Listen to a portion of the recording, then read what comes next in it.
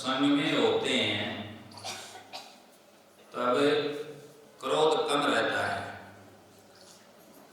काम वासना कम होती है, अन्य विचार भी नहीं आते, और सत्संग के बाद बाहर जाते ही पहले जैसे हो जाते हैं।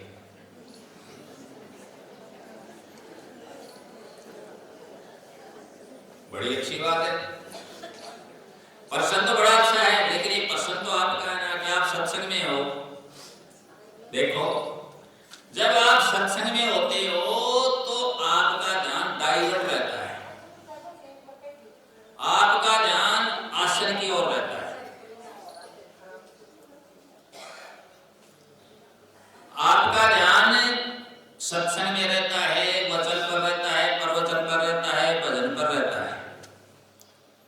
समझ गए इस बात को? तो आप वो चीज छूट गई। इसीलिए तो कहते हैं कि मंजन फल पे की तत्काल, सत्संग में तुरंत लाभ मिलता है कि सत्संग में रहने से आप उस चीज को भूल गए, आपका ध्यान इधर लग गया। समझ गए जी?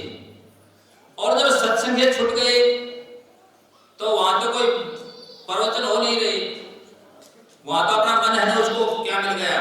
मौका, मन फ्री हो गया। बच्चे क्लास में बैठे होते हैं, क्लास लगी हुई होती है, बड़ी शांति पढ़ते रहते हैं, और जब घंटी बजती है ना छुट्टी, तो छुट्टी किसकी? उनके मन की छुट्टी। फिर वो उछलते हैं, कूदते, इतना शोर मचा देते हैं, पहले ये पता ही नहीं लगता कि इसमें कितने बच्चे हैं, बाद में शोर। तो इस प्रकार मन है, ये फ्री होते ही, मतलब इसको छुट्टी मिलती ही, और ये अपना खेल शुरू कर देता है। सतनाम सत्संग। तो फिर क्या करें? उपाय तो सुन लो। ये करें कि बाहर जब निकले गेट से, उन्हीं बातों का चिंतन करें, मनन करें, उन बातों को भूले नहीं, अन्य बातों में ना उलझे, दूसरी बातों में नहीं उलझे। यदि उनमें उलझ गए तो गड़बड़ हो जाएगी। समझ गए इस बात को? अब अगला प्रश्न इससे रिलेटेड ही है, तो उसको भी बता ही देता हूं। आप ये कहते हैं कि सत्संग का लाभ उठाओ, परंतु दुनियादारी के ऐसे हालात हैं कि वह हमें बहका देती है, हम उनकी बातों में उलझ जाते हैं, उनके कार्य में उलझ जाते हैं, हमारे अनेक प्रकार के लफड़े रहते हैं। तो बताओ हम क्या करें? वही तो बात है, यही तो बात कही कि आप उलझो मत। यदि उलझ गए तो फिर सत्संग के अलावा सुलझ भी नहीं पाओगे, और सत्संग में भी नहीं सुलझे तो कहीं पर भी नहीं सुलझोगे। ये भी ध्यान में रखें, क्योंकि अन्य जो जगह है, अन्य जितनी भी जगह है, वो सब सुलझ जाने की नहीं है, तो उलझ जाने की जगह है।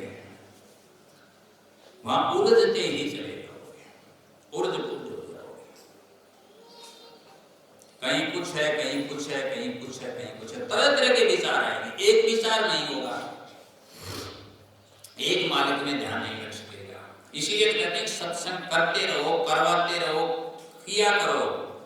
कहीं अन्य जगह भी नहीं कोई करवाए, नहीं तो भी 2 बैठ करके, 3 बैठ करके, 5 बैठ करके नाम की क्या क्या करो, चर्चा किया करो। मन को मौज मस्ती मत लेने दो, ठाला मत रहने दो। यदि मन को मोहलत भी देगी तो गड़बड़ करेगा, इसलिए मन को लगाए रखो। खेत में काम कर रहे हो, अभी फसल कटाई का काम है, उसमें मन कोई गड़बड़ करता है क्या? बराबर में जब फेर दे दिया जाता है ना, तो कोई पीछे नहीं रहना चाहता, वही ध्यान लग गया, मैं पीछे क्यों?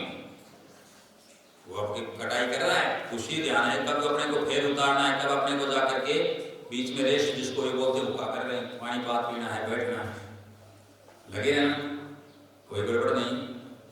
लेकिन मन तो गड़बड़ जब ही करेगा ना जब इसको क्या मिलेगा? Rest and ideal brain devils workshop, खाली दिमाग शैतान का घर होता है। इसलिए इससे सावधान रहना है, इसको लगाए रखना है। कोई ऑफिस में लग रहा है, कोई ड्यूटी पर है, कोई अपने दफ्तर में, कोई कहीं है, कोई हवाई का काम कर रहा है, कोई खेती का कर रहा है, कोई लिखने का, कोई पढ़ने का, कोई कंप्यूटर का, उसको मतलब नहीं किसी बात से, उसी चीज में ध्यान है।